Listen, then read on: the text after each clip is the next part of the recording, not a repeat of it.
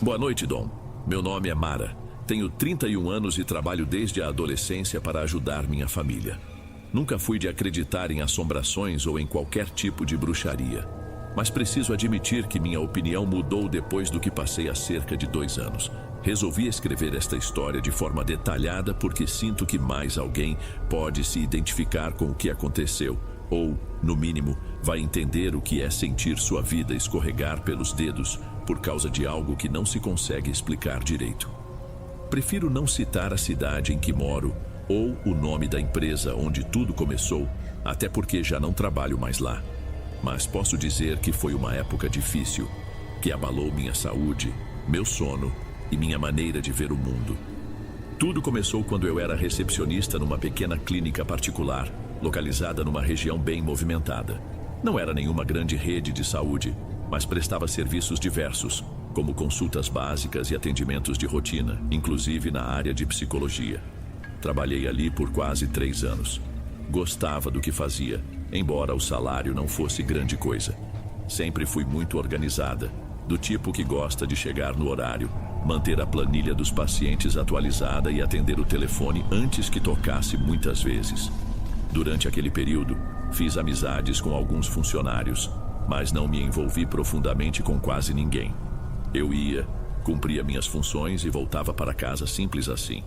A história começou a mudar em meados do meu 3º ano de empresa, quando uma das psicólogas que atendia ali se demitiu sem aviso. Foi algo repentino.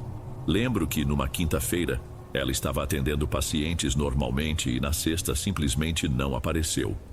Soube depois que enviou um e-mail para a diretora e nunca mais retornou às ligações. Os motivos ficaram no ar e as fofocas começaram a surgir. Falavam que ela tinha se desentendido com alguém, que estava insatisfeita, que teve problemas de saúde. Ninguém chegou a uma conclusão. Pouco tempo depois, a diretora da clínica, Dona Ivonete, me chamou para uma conversa. Ela disse que, diante das mudanças, precisava de alguém para auxiliar na parte de coordenação interna, que eu já conhecia o fluxo de pacientes, era pontual e responsável. Ofereceu-me um cargo de assistente de coordenação geral. O salário era praticamente o dobro do que eu recebia. Fiquei tão animada que aceitei na hora. Mal sabia eu que esse passo seria o gatilho de tudo que viria depois. Assim que assumi o novo cargo, deixei de ficar o tempo todo na recepção e passei a dividir uma pequena sala com outras 2 pessoas, responsáveis pela parte administrativa. Lá, conheci melhor uma colega chamada Cauane, que trabalhava há mais tempo do que eu na área de digitação e cadastro. Ela não era muito falante, passava quase o dia todo na frente do computador inserindo dados dos pacientes, organizando fichas e arquivando documentos. Às vezes me dava bom dia, em outras nem erguia a cabeça. Eu imaginava que fosse só uma pessoa introspectiva. À medida que as semanas foram passando, notei que a atitude de Cauane mudara. Ela passou a me observar de um jeito que eu não sabia decifrar. Não sorria, não cumprimentava de maneira calorosa, mas levantava o olhar toda vez que eu entrava na sala, como se me disse cada passo meu. Quando eu falava com ela, a resposta saía seca, quase monossilábica. E havia aquelas pequenas situações de corredor, em que ela franzia o senho ao me encontrar, ou levantava ligeiramente a sobrancelha quando eu falava algo para outra pessoa. Parecia que cada movimento meu a incomodava. Fiquei desconfortável, mas não quis criar problemas.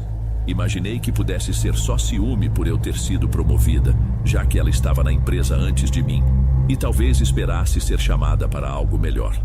Então tentei lidar com naturalidade, perguntando sobre o trabalho dela, pedindo dicas sobre os procedimentos administrativos. Por fim, percebi que não adiantava muito. Ela me respondia sem nenhuma simpatia e fazia questão de deixar claro que eu era para ela invisível. As coisas continuaram desse jeito até que numa sexta-feira, quando eu já estava guardando meus pertences para ir embora, Cauane me surpreendeu. Ela se aproximou da minha mesa e disse em tom baixo: "Oi, Mara, minha irmã tem um ateliê de doces e bolos. Ela me pediu para te entregar essa amostra de cortesia." Estendeu um pequeno embrulho de papel pardo e me encarou de um jeito que não demonstrava nenhuma hostilidade. Parecia indiferente, na verdade. Agradeci, meio sem graça, e coloquei o embrulho na bolsa. Fui embora pensando que poderia ser um sinal de trégua. Assim que cheguei em casa, abri o embrulho e encontrei 3 docinhos. parecidos com pequenas tortinhas recheadas de goiaba. Experimentei um, achei doce demais, mas comi até a metade. Deixei o resto na geladeira e fui dormir. Não pensei muito sobre aquilo. No dia seguinte, acordei com uma dor de cabeça estranha, muito pesada, como se eu tivesse passado a noite batendo a cabeça contra a parede. Senti o estômago embrulhado, mas não era bem enjoo. Era algo mais profundo, uma espécie de desconforto contínuo, como se cada movimento meu provocasse uma vertigem desagradável. Passei o dia inteiro sem conseguir fazer as tarefas de casa. Só queria ficar deitada. Não liguei diretamente ao doce que tinha comido. Achei que era uma indisposição ou algo que eu tivesse comido no almoço do dia anterior. A sensação ruim persistiu. Ao longo da semana não consegui dormir direito. Era como se o cansaço tomasse conta de mim, mas ao mesmo tempo, meu sono fosse entrecortado por despertares repentinos. Eu abria os olhos sem motivo no meio da madrugada. Percebi que estava ficando confusa com coisas simples no trabalho. Passei a cometer erros como enviar e-mails para destinatários errados, esquecer recados importantes. Um dia, a diretora veio me chamar a atenção porque uma paciente reclamou de falhas no sistema de agendamento. Eu tinha certeza de ter feito tudo certo, mas ao verificar o computador, vi que os dados estavam bagunçados e não me lembrava de ter mexido naqueles campos. Aos poucos, algo se instalou no ambiente de trabalho. As pessoas passaram a me olhar de um jeito preocupado ou mesmo distante. Era nítido que meu rendimento estava caindo e eu não fazia ideia do porquê. Cauane, curiosamente, passou a ajudar a própria diretora em algumas tarefas que não eram dela, e eu a escutava conversando baixinho nos corredores sobre mim. Parecia insinuar que eu não era tão competente ou que eu não estava pronta para aquele novo cargo. Eu me sentia mal, mas não encontrava forças para reagir. Meu corpo estava pesado, minha cabeça doía dia sim, dia não, e eu não conseguia me concentrar. Depois de cerca de um mês nessa situação, fui chamada para uma reunião com a diretora. Ela me disse que, devido a algumas reestruturações internas, iam devolver-me ao meu cargo antigo de recepcionista.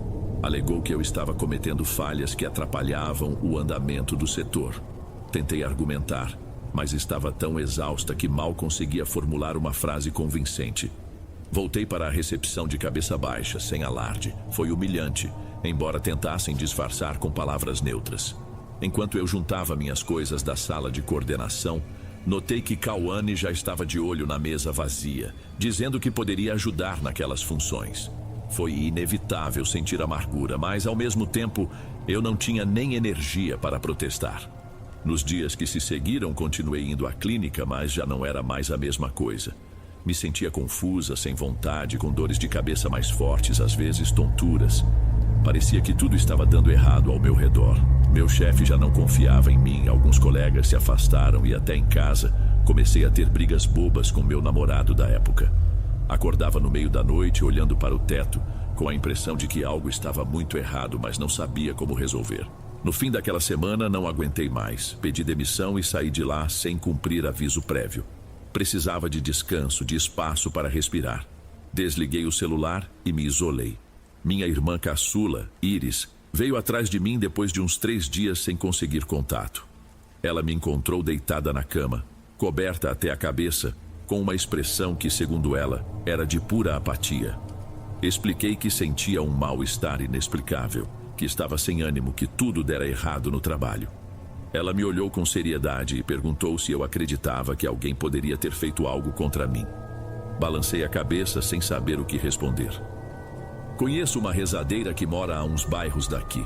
O pessoal diz que ela resolve muita coisa de inveja, quebrante, essas coisas. Vamos lá, Mara. Você não tem nada a perder, não é? Concordei, meio cética, mas sem opções melhores. No dia seguinte fomos à casa de Dona Celina. Era uma construção modesta, com um pequeno quintal cheio de plantas e algumas imagens religiosas na entrada.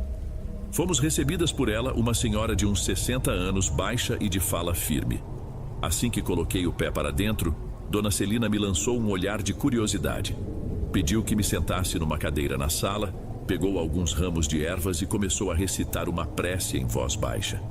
Eu não entendi muita coisa do que ela dizia, mas sentia um calor no peito e, ao mesmo tempo, uma angústia difícil de descrever. Depois de alguns minutos, a rezadeira me olhou. Você tem algo colado em você que não é seu. Parece ter vindo de alguém, não de lugar. Quem lhe deu algo para comer ou beber num dia especial? Ou sem muita conversa, como se fosse um presente? Meu coração disparou. Foi inevitável lembrar do embrulho que Cauane me entregou. Mas não falei nada de imediato. Dona Celina pediu para eu fechar os olhos e continuou a rezar. A cada minuto minha respiração ficava mais pesada. Senti o estômago revirar, pensei que fosse vomitar ali mesmo. Realmente passei mal. Quando corri para o banheiro, coloquei para fora um líquido amarelado e junto dele, algo que lembrava pedaços de goiaba, embora parecesse estar envolto num muco espesso. Fiquei chocada, pois já se passara mais de um mês desde que eu havia provado o doce. Contudo, Dona Celina logo explicou que, em muitos casos, o que sai não é o alimento físico em si, mas uma concentração de energia ruim que se manifesta desse jeito para o corpo entender a origem. Iris se assustou e eu voltei trêmula para a sala. Dona Celina pegou um guardanapo de papel, recolheu aquele pedaço quase intacto. Ela disse que era a prova de que alguém havia colocado uma carga negativa em mim por meio daquele alimento. Certas formas de energia ruim se grudam na pessoa de modo que não matam rapidamente, mas vão atrapalhando a vida passo a passo. Isso é um tipo de trabalho de amarração de sombra. Ela me ensinou alguns banhos de ervas para tomar em casa, usando alecrim, arruda e sal grosso. Falou para eu acender uma vela toda vez que fizesse o banho, num horário específico da noite, e mentalizar que estava me libertando de todo o mal. Fiz tudo exatamente como recomendado. A primeira noite senti uma leve melhora, mas o sono continuou truncado. Acordei várias vezes, cada uma num horário diferente, com calafrios e a mente confusa.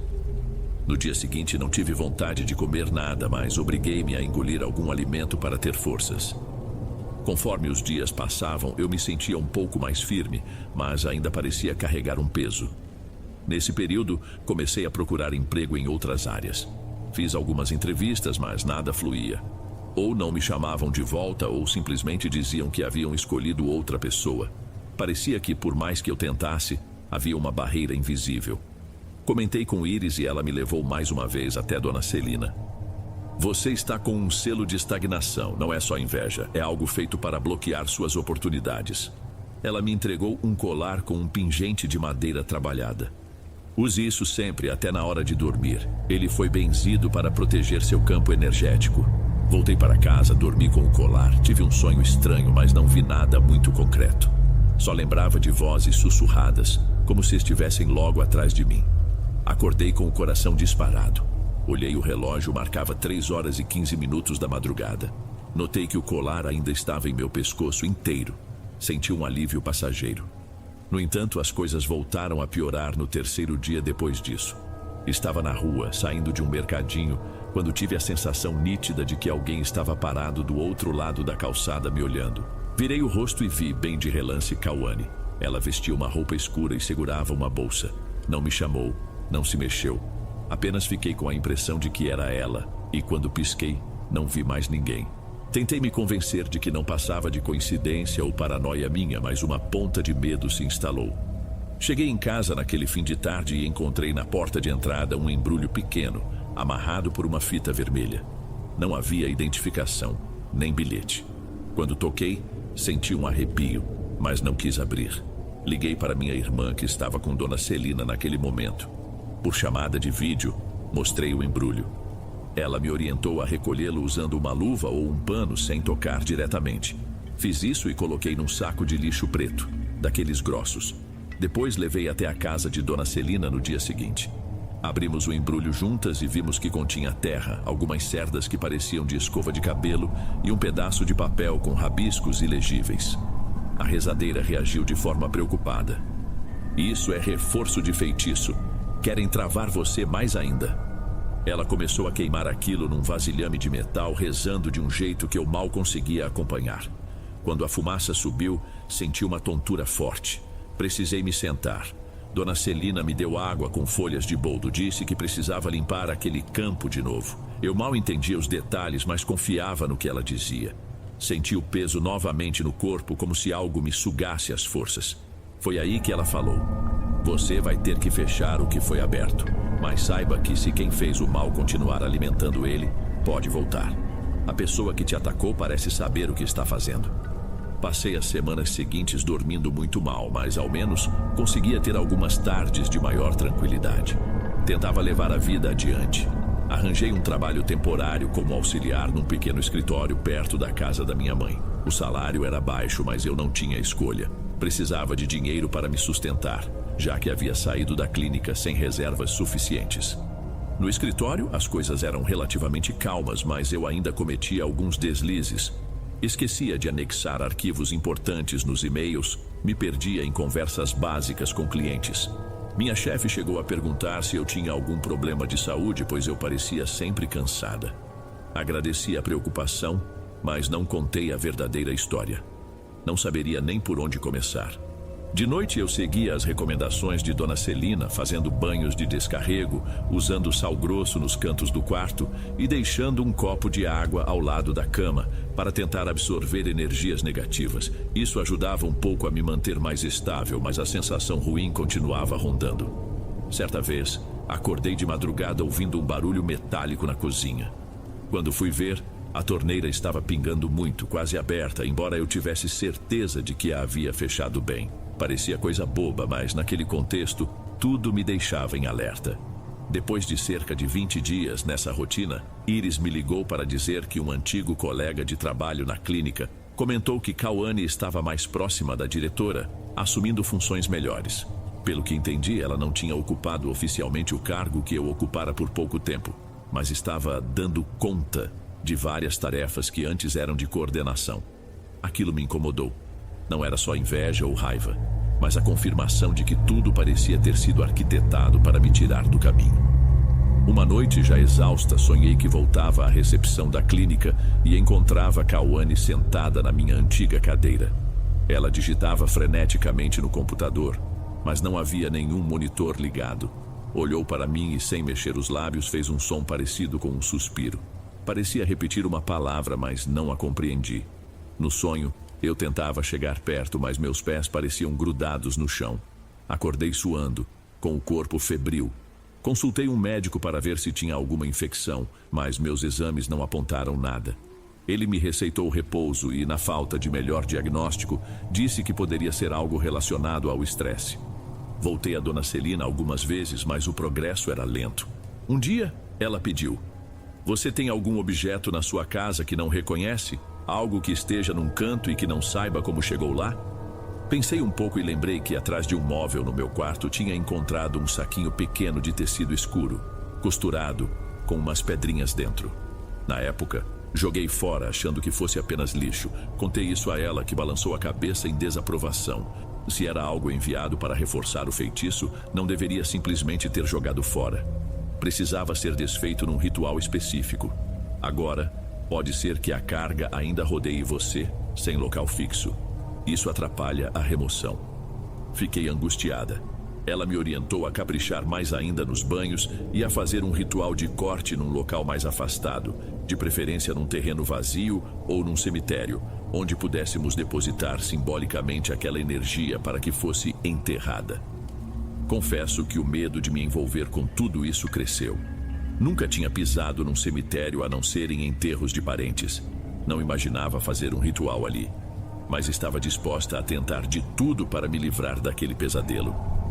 Combinaríamos uma data para o ritual, mas antes disso, algo inesperado aconteceu. Recebi a visita de uma mulher desconhecida na porta do meu prédio. Ela tinha os cabelos presos num coque e me olhou com olhos cansados. Apresentou-se como Cristiane e disse ser prima de Cauane. Queria falar comigo por uns minutos. Fiquei aflita, mas deixei que ela entrasse no saguão para conversarmos. "Eu sei que você teve problemas lá na clínica e imagino que a minha prima possa ter alguma coisa a ver com isso. Precisava te contar algo. Ela vem agindo de forma estranha há alguns meses, envolvida com gente que trabalha com simpatias e coisas pesadas. Acho que ela fez algum tipo de acordo para conseguir um posto melhor. Houve uma tia nossa que desde a adolescência se envolveu em magia e influenciou a Cauane." Ouvi tudo com o coração apertado. Cristiane não deu muitos detalhes, mas me alertou de que, se eu estivesse me sentindo prejudicada, não era por paranoia. Cauane podia mesmo ter feito algo para me desestabilizar. Ela foi embora pedindo desculpas por qualquer dano e disse que sentia que algo não estava certo na família havia muito tempo. Aquilo me deixou em estado de alerta total. Se alguém da própria família de Cauane vinha me avisar, era provável que a coisa fosse mais séria do que eu pensava. Reuni coragem e finalmente contei tudo para minha mãe. Ela não acreditou logo de cara, mas ao notar meu estado, resolveu me dar apoio. Passei uns dias na casa dela, dormindo no quarto que foi meu na adolescência. Isso me trouxe um alívio temporário, como se o ambiente lá fosse mais leve. No entanto, houve uma madrugada em que acordei e percebi que a porta de casa estava aberta, com a tranca forçada. Minha mãe também levantou assustada. Não roubaram nada. O trinco estava com riscos, como se alguém tivesse tentado abrir, mas nada fora levado. A sensação de insegurança aumentou. Minha mãe me cobrou medidas e disse que a gente tinha que resolver essa situação de uma vez por todas. Assim, liguei para a dona Celina e marcamos de fazer o tal ritual.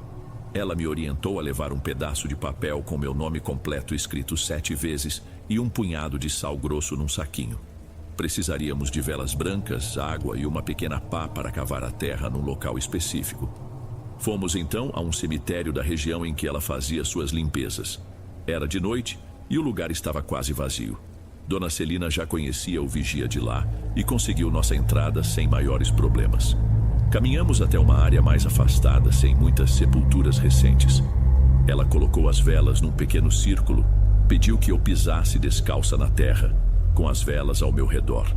Rezei acompanhando as palavras dela, embora não soubesse exatamente o significado de cada parte. Em seguida, ela fez eu repetir: aqui morre o que não nasceu comigo. Aqui se desfaz o que não me pertence. Senti um tremor no corpo, algo muito denso, mas continuei rezando.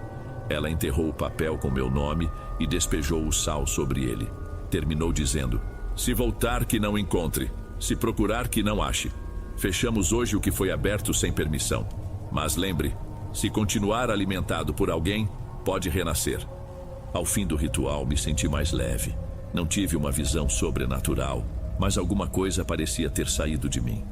Agradeci e voltamos para casa quase em silêncio.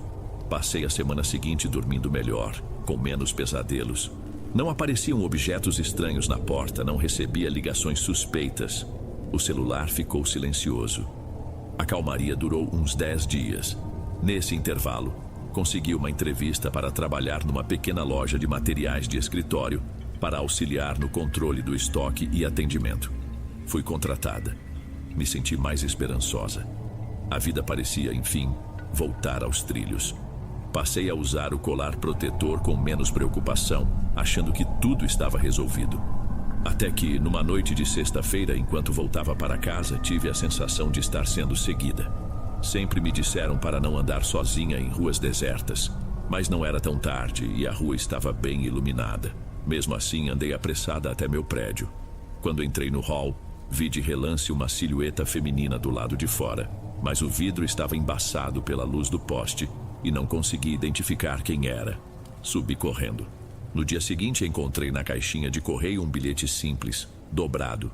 Abri e li: você não vai se livrar tão fácil. Não tinha assinatura nem qualquer marca de quem poderia ter deixado aquilo. Mostrei para minha irmã e ela me aconselhou a ignorar. E assim fiz. Bloqueei o número que aparecia no visor do interfone. Menos de 3 dias depois, tocaram a campainha do meu apartamento por volta das 9:30 da noite. Olhei pelo olho mágico e meu coração disparou. Era Cauane. Ela estava com roupas comuns, mas visivelmente abatida. Parecia que não dormia havia dias. Não trazia nada nas mãos. Fiquei paralisada, sem saber se abria ou não a porta. Mara, chamou ela com a voz fraca. Precisamos conversar. Você tem 1 minuto? Não respondi. Encostei na porta tentando não fazer barulho.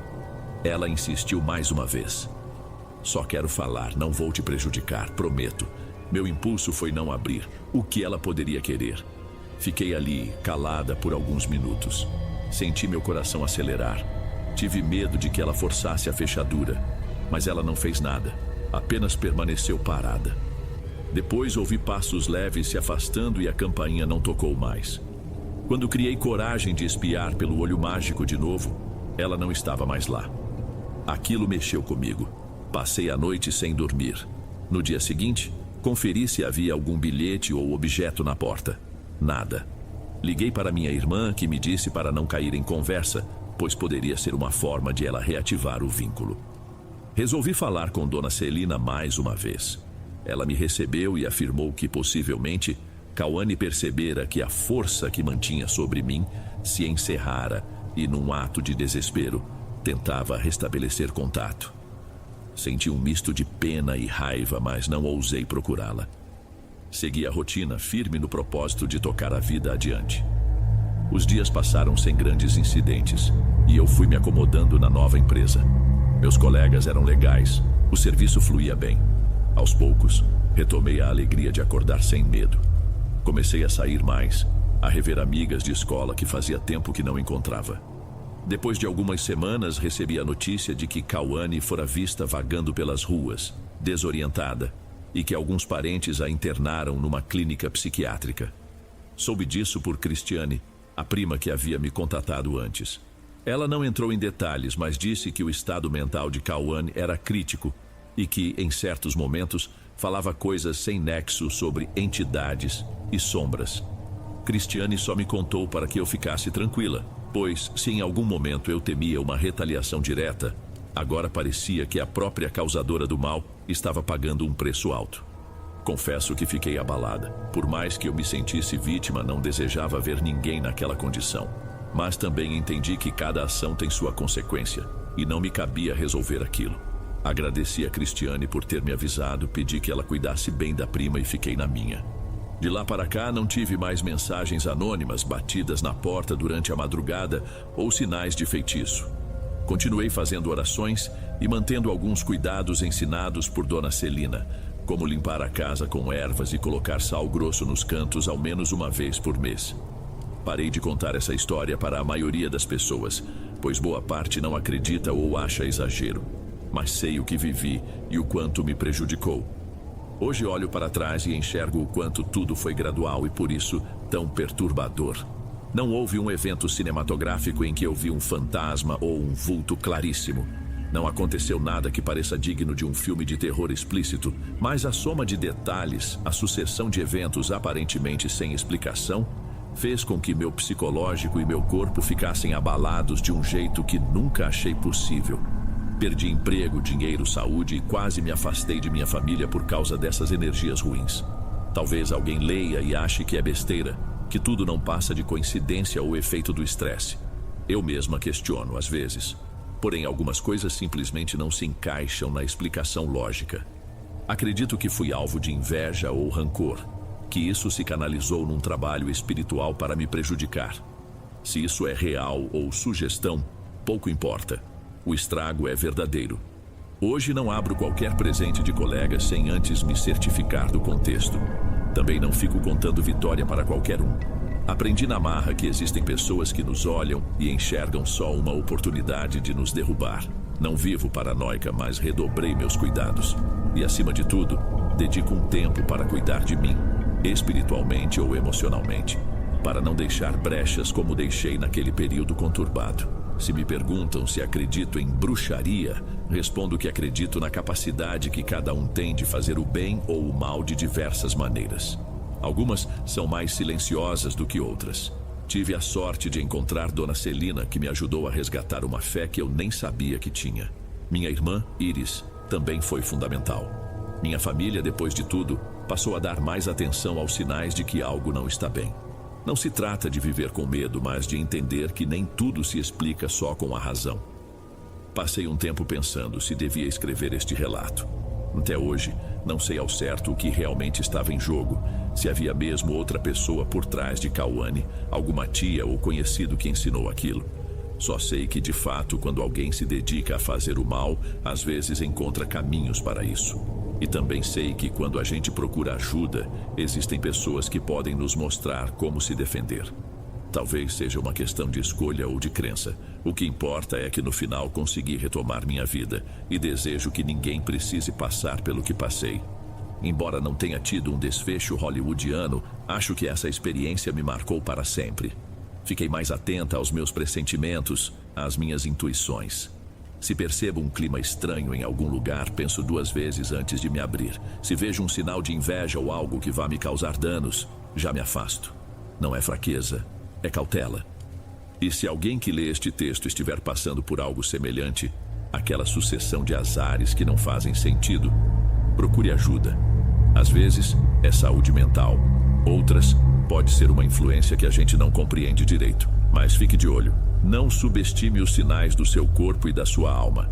Hoje, se me perguntam sobre Cauane, só respondo que espero que ela esteja se recuperando, pois não me desejaria esse tipo de tormento de volta.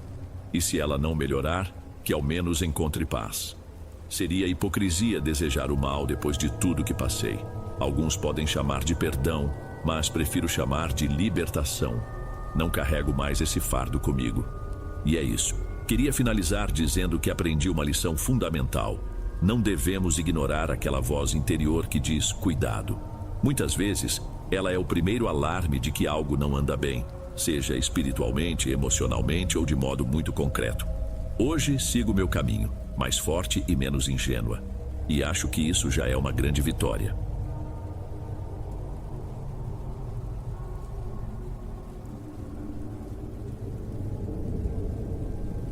Ei pessoal, obrigado por ouvirem. Clique no sininho de notificações para ser alertado de todas as futuras narrações. Lanço vídeos novos todos os dias por aqui. Espero te ver nos próximos. Agora na tela vou deixar outros 2 bons vídeos que sei que irão gostar. Te vejo por lá.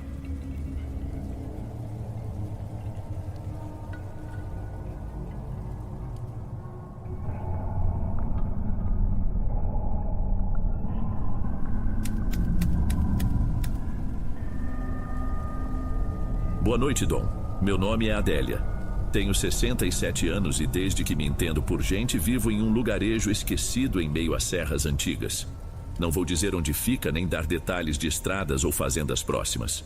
Aqui, as manhãs são quase sempre úmidas, o cheiro de mato predomina e as pessoas se habituam ao silêncio quebrado pelo canto de pássaros ao amanhecer. Aprendi cedo que a vida segue em ritmo próprio quando a cidade grande está distante.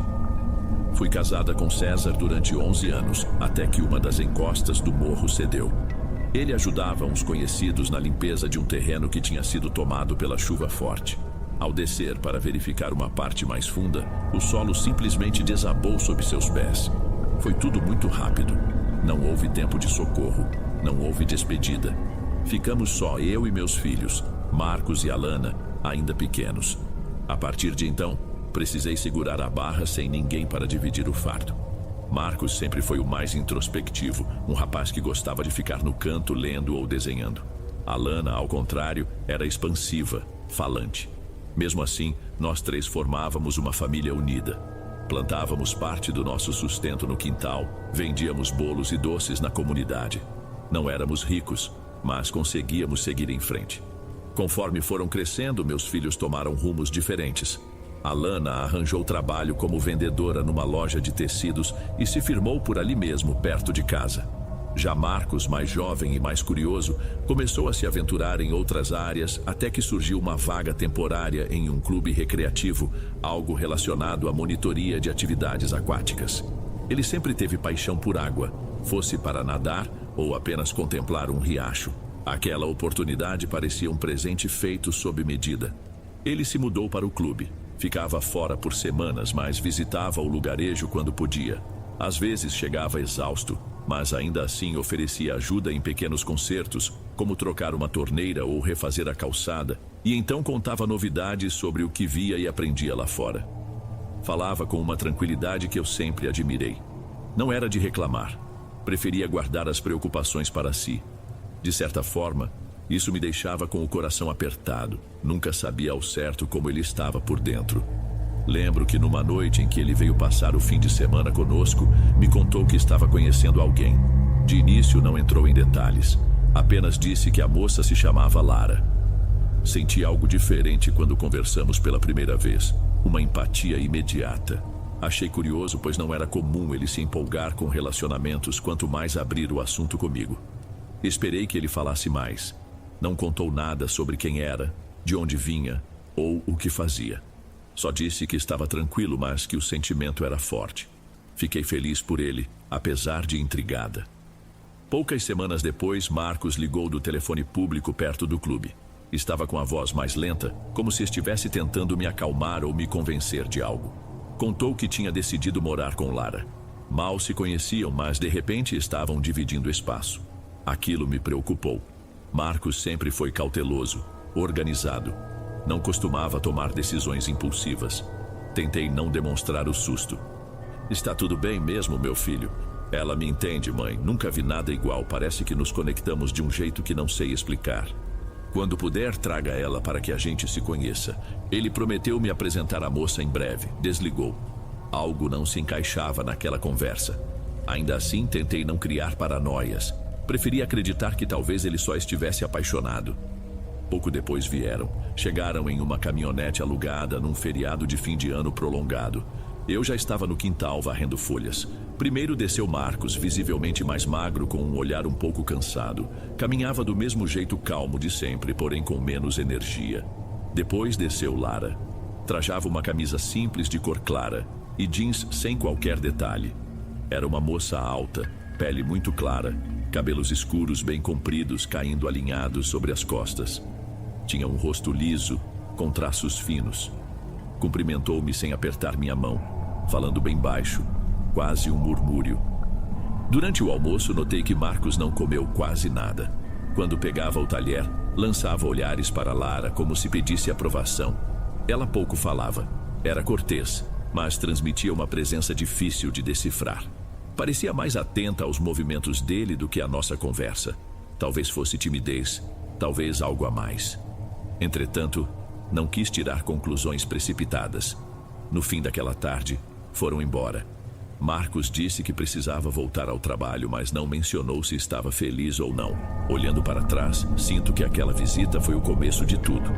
Nas semanas seguintes, os telefonemas foram minguando. Quando me ligava, Marcos falava baixinho, sem firmeza. Disse que havia saído do clube recreativo, que estava ajudando Lara em uns projetos, mas não especificou nada. Eu tentava demonstrar preocupação, mas ele sempre cortava o assunto. Alana também ficou perturbada com essa mudança repentina.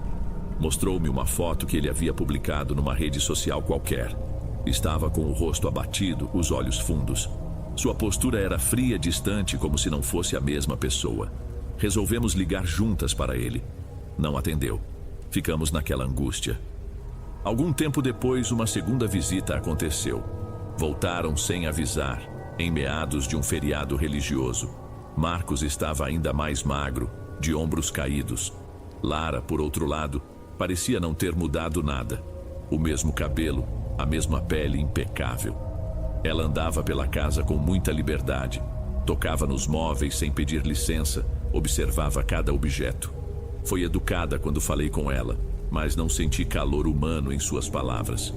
Ofereci um café, ela recusou. Não costumo tomar nada muito quente. Notei que não provou nenhum petisco, nenhuma torrada, nem água. Parecia desconfortável em comer ou beber. Marcos quase não abria a boca para falar do trabalho ou dos gostos que antes o animavam. Ficava repetindo que estava cansado, como se estivesse sem forças até para sustentar uma conversa. Quando foram embora, chamei a Lana para conversar. Ela também tinha percebido que havia algo estranho na moça e no comportamento do irmão. Decidimos procurar a ajuda de Dona Dalva, uma senhora muito respeitada na comunidade. Dizem que ela entende de ervas, rezas e já foi parteira de várias gerações. Subimos até a casa dela, que ficava afastada perto da encosta. Não havia luz elétrica nem água encanada. Encontramos Dalva sentada na varanda de madeira, fiando algo com as mãos firmes. Contei do estado do meu filho, descrevi Lara de forma vaga e confessei que sentia um aperto no peito, como se algo muito sério estivesse acontecendo. Ela ouviu sem interromper. No fim, respirou fundo e me disse que algumas pessoas são canais fáceis para energias que não pertencem ao nosso mundo. Em geral, isso pode acontecer quando a pessoa está fragilizada por alguma perda, tristeza ou sentimento de culpa. Explicou que certos seres, não gostava de dar nome a eles, podem usar esse tipo de brecha para se alimentar, se prender a alguém. Me alertou que a moça talvez não fosse exatamente quem aparentava, que existia a possibilidade de não ser apenas uma questão de relacionamento abusivo, mas sim algo além do comum. Recomendou que eu tentasse trazer Marcos de volta para casa por uns dias, sem falar abertamente sobre nada disso, só alegando que estava doente e precisava dele. Uma vez aqui, ela faria uns rituais de limpeza, rezas antigas que poderiam quebrar aquele laço. Voltei para casa sem ter certeza se deveria mesmo fingir alguma enfermidade, mas a preocupação falava mais alto. Liguei para Marcos, usando o telefone de Alana, e contei que eu tinha passado mal, que talvez meu coração não estivesse bom. Disse que queria ficar com ele por um tempo, pois não sabia se teria muitos dias de vida. Do outro lado, ouvi apenas silêncio. Ele falou que consultaria Lara e retornaria. Desligou. Passaram-se 2 dias sem resposta. Achei que não viria. Porém, na terceira madrugada, o barulho de uma caminhonete velha me despertou. Fui para a janela e vi Marcos descendo do carro sozinho, carregando apenas uma pequena mochila, com a expressão mais abatida do que nunca. Ele entrou em casa sem me abraçar. Tinha as mãos frias e olheiras profundas. Disse que a companheira tinha ficado na cidade porque estava ocupada. Não mencionou nada além disso. Sentei-o na cozinha e ofereci uma caneca de café. Bebeu devagar, sem comentar sobre o gosto. Parecia longe, distraído. A cada hora que passava, eu confirmava o que Dona Dalva me dissera. Aquela apatia não era só tristeza. Era como se algo estivesse consumindo a energia dele. Nas primeiras noites, Marcos dormiu no quarto que era dele quando criança. Deixei uma mistura de ervas fervidas num copo ao lado da cama, dizendo que era para o estômago. Ele tomava sem questionar. Também coloquei discretamente um galho de arruda sobre o armário, rezando sem que ele visse.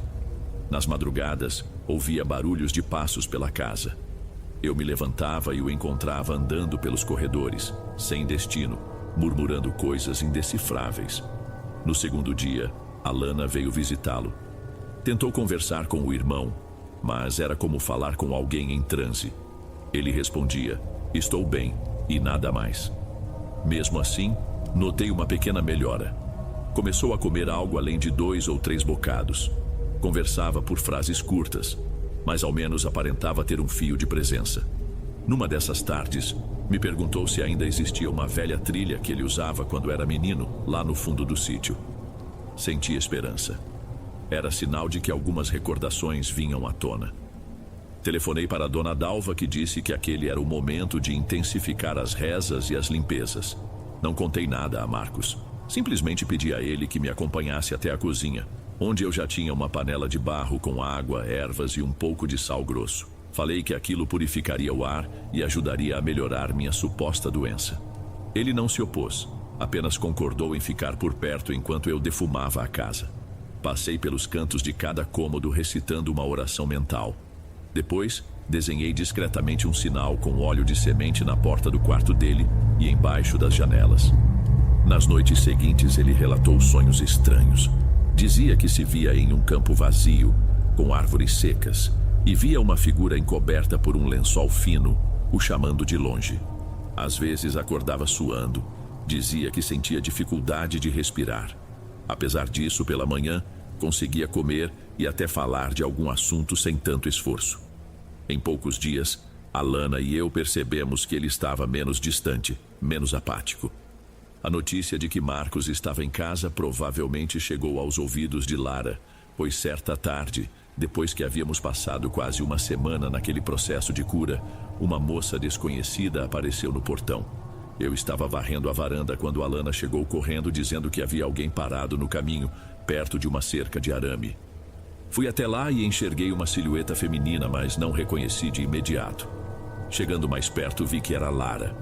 Só que ela não estava de carro, nem trazia bolsa, mala ou qualquer coisa. Vestia as mesmas roupas simples da última vez, sem um sinal de poeira ou cansaço pela estrada que certamente percorrera a pé. Boa tarde. Ela não respondeu. Entrou sem pedir licença e foi direto para a sala. Marcos, ao ouvir passos, saiu do quarto. Ficou imóvel quando a viu. Vim buscar você. Não pode ficar aqui por tanto tempo. Ele não respondeu, apenas recuou 2 passos e voltou para dentro do quarto batendo a porta. Lara permaneceu em pé, estática. Os olhos dela estavam muito abertos e tinham um brilho inexpressivo, quase indiferente ao ambiente. Alana tentou falar alguma coisa, mas eu a impedi. Caminhei até Lara segurando um ramo de guiné na mão. Parecia que eu tentava espantar algo invisível, mas não hesitei.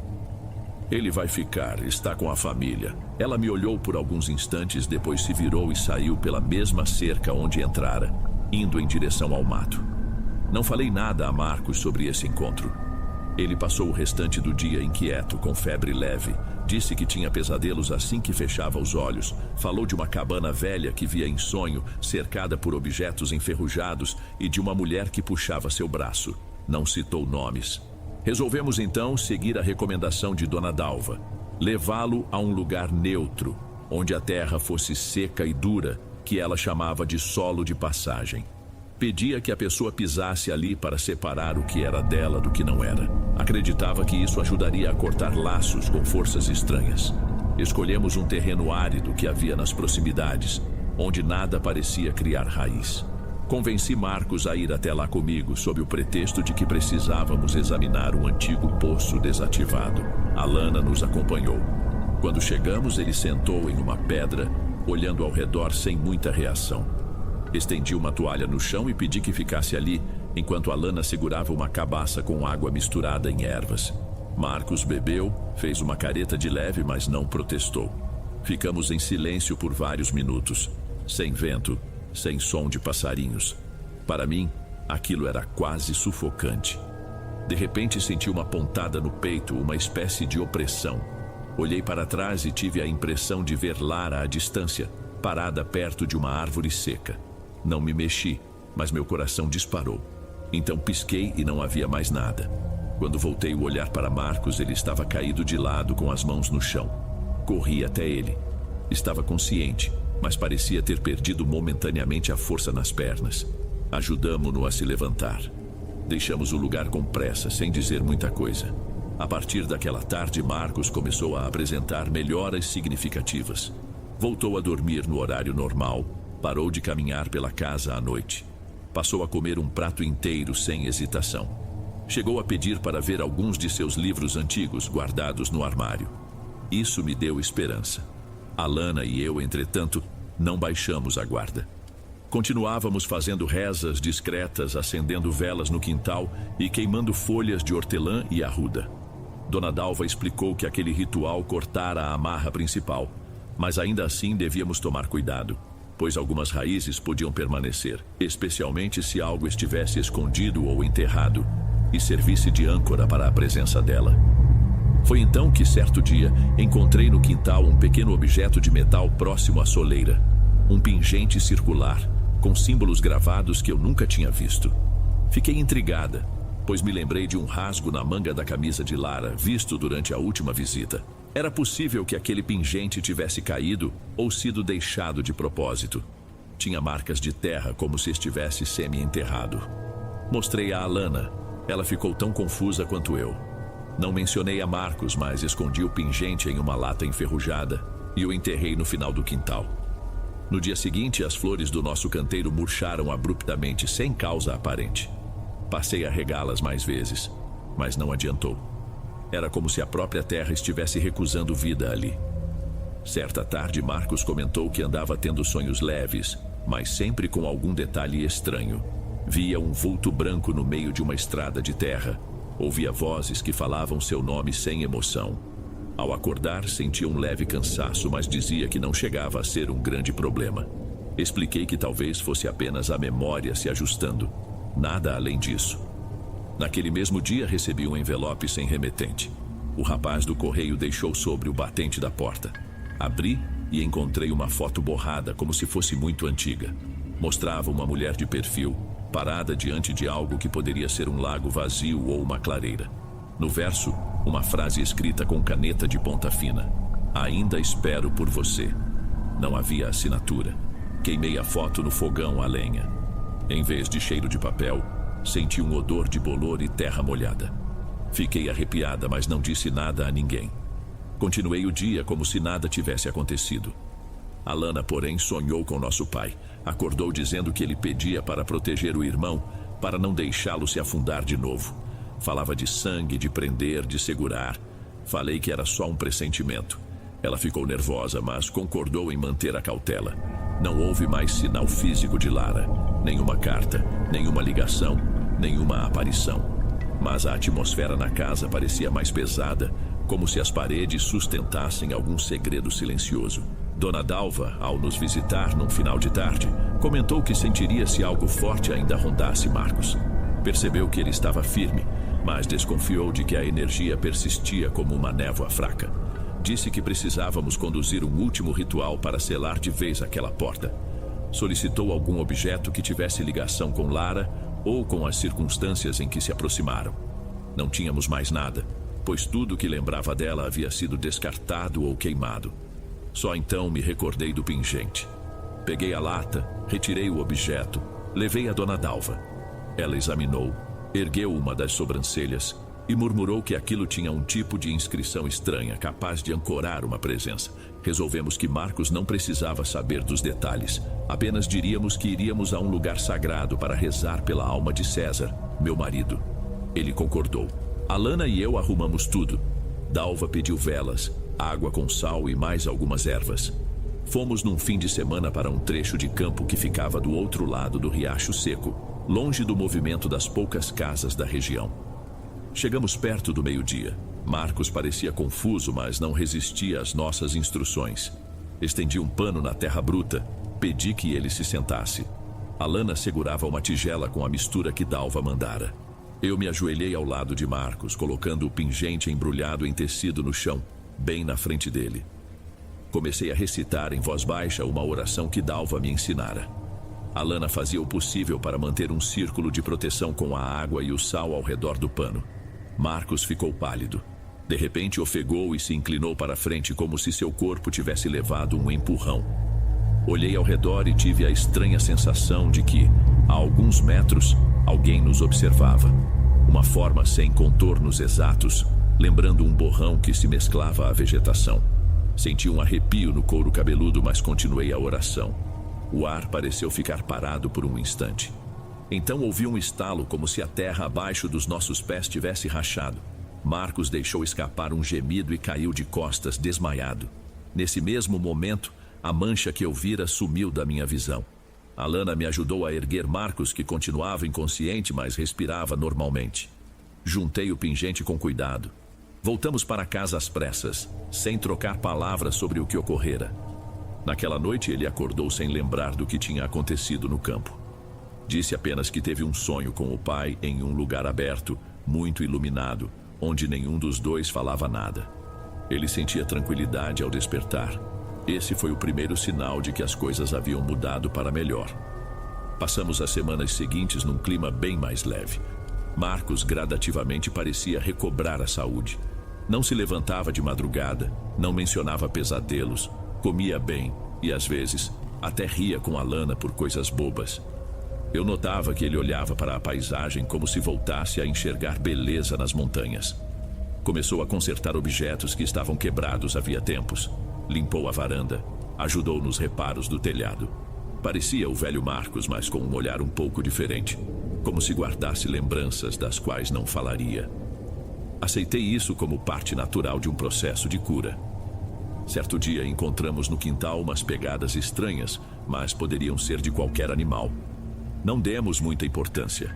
Os potes de barro que eu costumava deixar na varanda não rachavam mais sem explicação, e as velas que antes queimavam em padrões esquisitos agora se consumiam sem incidentes. A vida parecia entrar nos eixos, só que a lembrança de Lara persistia em forma de perguntas sem resposta. Quem era ela de fato? Onde estava? Por que se afastou tão facilmente depois de exercer tamanho domínio? Pensei que talvez ela o deixasse viajar sozinho para visitar a família por se sentir segura de seu poder, como se tivesse certeza de que ele acabaria voltando, preso a alguma influência que eu não compreendia. Eu tentava não tocar no nome dela, mas Alana me confessou numa noite de chuva que tinha medo de que, a qualquer momento, a moça reaparecesse na porta. Ainda assim, passamos muitos dias sem nenhuma novidade. Dona Dalva acreditava que o fio havia sido cortado, embora alertasse que esses seres podiam se manifestar em forma de memória ou sombra se encontrassem brecha. E quando insistimos em perguntar se aquilo poderia se repetir, ela apenas disse que certas energias não se extinguem tão rápido, mas ficam adormecidas, esperando oportunidade. Então, num fim de tarde, um táxi pouco usual parou diante do portão. Uma mulher jovem, com uma roupa simples, desceu, bateu levemente na grade e perguntou se Marcos ainda morava ali. Estava com um pacote pequeno lacrado com linha. Seu olhar era estranho, distante, como se ela agisse a serviço de alguém. Ele viajou. Menti com o coração apertado. Não sei quando volta. Ela sorriu de um modo artificial e deixou o pacote comigo, virando as costas sem dar detalhes. Fui para dentro, abri com cuidado. Havia um papelzinho escrito à mão. Círculos nunca se fecham. E no fundo, um punhado de fios de cabelo amarrados com algo que parecia fio de costura. O cheiro era ruim, como se fosse incenso velho misturado a alguma erva. Meu estômago revirou. Enterrei aquele pacote longe de casa, joguei sal grosso e fiz rezas por cima. Passei a reforçar as defumações noturnas. Não contei nada a Marcos, ele, por sinal, nem notou que algo diferente estivesse acontecendo. Continuou a me ajudar na lida diária e, pela primeira vez em anos, mostrou interesse em retomar o trabalho no clube ou em algum lugar onde pudesse se dedicar a atividades aquáticas. Confessou que sentia falta de estar dentro d'água. Respondi que apoiaria o que ele decidisse, mas que primeiro era bom descansar por um tempo. Uns 2 dias depois, no meio da madrugada, Alana percebeu que o quarto de Marcos estava vazio. Saímos à procura, chamando seu nome baixinho. Encontramo-lo sentado em uma pedra a uns 2 quilômetros da casa, na beira de um milharal abandonado. Estava de pés descalços, com as mãos sujas de terra. Disse que só se lembrava de ter sonhado com uma música distante e, de repente, acordou lá. Tornamos a levá-lo para casa. Ele quase não falava, mas não demonstrava desespero, apenas confusão. Ficou quieto o resto da noite. Na manhã seguinte, Dona Dalva apareceu sem que a chamássemos. Disse que a terra estava se remexendo de novo. Não no sentido físico, mas no invisível. Aconselhou que fizéssemos uma última grande limpeza na casa, pois o rastro que permanecia não era mais da mesma forma, mas sim uma lembrança viva que poderia impregnar o ambiente. Explicou que objetos refletivos grandes, como espelhos, são vistos em muitas crenças como potenciais portais. Sugeriu que evitássemos ter espelhos muito amplos, ao menos por um tempo, para não dar brecha a aparições ou influências. Passamos então dias e dias rezando, defumando e lavando janelas e portas com água e ervas. Recolhemos qualquer objeto estranho ou sem explicação no quintal e queimamos, enterramos ou jogamos longe. Aos poucos as coisas foram se acalmando de novo. Marcos deixou de apresentar episódios de sonambulismo. Dormia a noite toda, acordava cedo, ajudava na cozinha, conversava sobre planos futuros. Não tocávamos no nome de Lara. Parecia que finalmente a vida poderia seguir adiante. Mesmo assim, vez ou outra, flagro meu filho olhando fixamente para a serra, com um ar ausente por alguns segundos. Depois ele pisca e volta ao normal. Não pergunto o que vê ou em que pensa. Aprendi que existem coisas que não precisam ser ditas em voz alta. Dona Dalva diz que o tempo se encarregará de apagar esses vestígios, ou pelo menos de amenizá-los, desde que não sejamos nós a convidar o que ficou lá fora a entrar de novo. Não penduramos mais espelhos grandes na casa, não recebemos visitas sem que antes confirmemos quem é, pelo menos de longe. Não deixamos luzes apagadas quando há tempestade. São pequenas precauções, talvez exageradas para quem vê de fora, mas fazem parte de uma rotina que nos dá segurança. Alana diz que a vida é assim mesmo, uma luta para proteger quem a gente ama, mesmo que contra forças que não entendemos por completo. Ainda sinto falta de César. Às vezes sonho com ele, recordando de quando ria alto ou carregava as crianças nas costas. Mas nunca mais sonhei com aquela sensação de perda que me atormentava. Agora, quando penso nele, sinto algo mais próximo de paz. Penso que, de algum modo, continuo sendo a guardiã dos meus filhos neste mundo e que essa responsabilidade me mantém de pé. Se tenho medo de que Lara, ou seja lá que nome se escondeu atrás daquela moça, volte para buscar o que não lhe pertence mais, tenho. Mas, acima disso, carrego a convicção de que, desta vez, não será tão fácil romper nossos laços familiares. Aprendi que há um limite para o que permitimos que nos invada.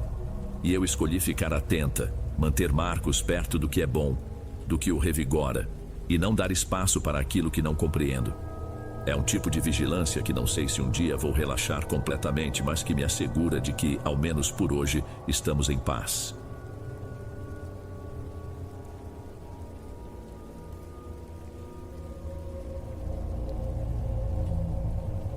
Antes de irmos para o próximo relato, se você é novo por aqui, não se esqueça de se inscrever no canal e ativar o sininho para receber as próximas histórias.